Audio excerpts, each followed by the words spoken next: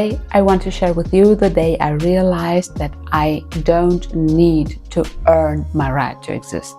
My breaking point came in the most ordinary moment. It happened on a day that was supposed to be nothing special. I was apologizing again for something that wasn't my fault.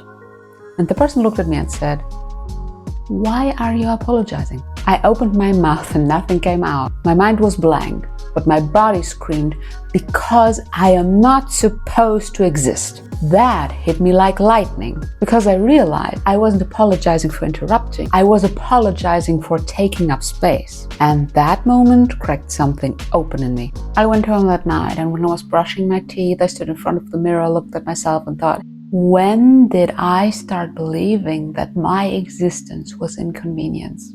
Looking back, I realized that sorry wasn't politeness, it was protection. When I was younger, I learned that harmony meant safety. If I could smooth things over, if I could please everyone, maybe no one would get angry. Maybe no one would hurt me. Maybe no one would leave. That's what people-pleasing really is. It's not weakness, it's not naivety, it's a survival strategy. It's your inner child saying, if I keep everyone happy, maybe I finally can be safe. If you grew up in an environment where peace was fragile, you learn early on that shrinking will keep you safe. The smaller you are, the less you can be blamed for breaking anything. But over time, that shrinking becomes a cage. You stop taking up emotional space. You stop having edges. And you start fading. So if you recognize that in yourself you're not broken, you've just become brilliant at surviving. Now it's just time to learn a new way to live. The next day I started an experiment. Every time I caught myself saying sorry, I paused and asked myself, am I actually sorry? Or am I just scared? And most of the time it was fear.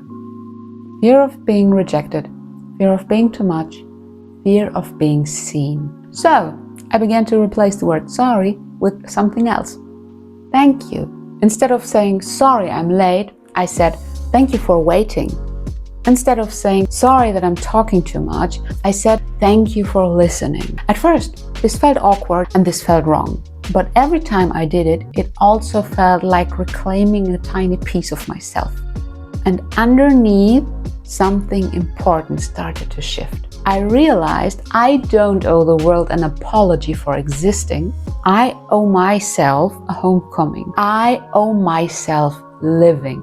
When I stopped apologizing for existing, the people around me shifted too. Some pulled away because they were not used to me taking up space, but others leaned in, curious, inspired, and showed up as true friends.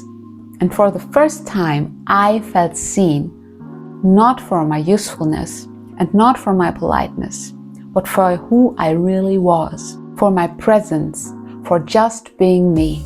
That's when I realized healing people-pleasing is not about becoming loud or rude. It's about becoming real. It's about learning that your presence doesn't need to be justified. It's about learning that you don't owe anyone comfort at the cost of your own truth. And yes, it's weird at first. You stumble, you doubt, you overthink, and you feel guilty. But that's not failure. That's the feeling of new boundaries being born. So here's a spell I use now. Every time I want to apologize for existing, I pause and whisper, I am allowed to exist. It's simple, it's powerful, and it's a kind of magic you can use every day. Because the goal isn't to never say sorry, it's to only say it when you mean it. Not from fear, but from choice.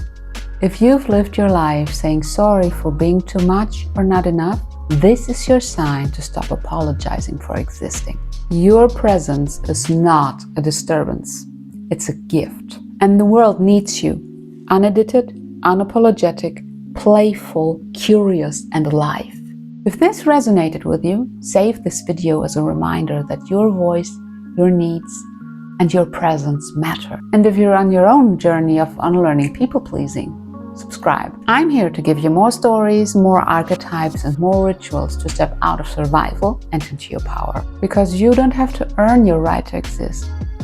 You always had it. See you soon, friends. You're strong, I know it.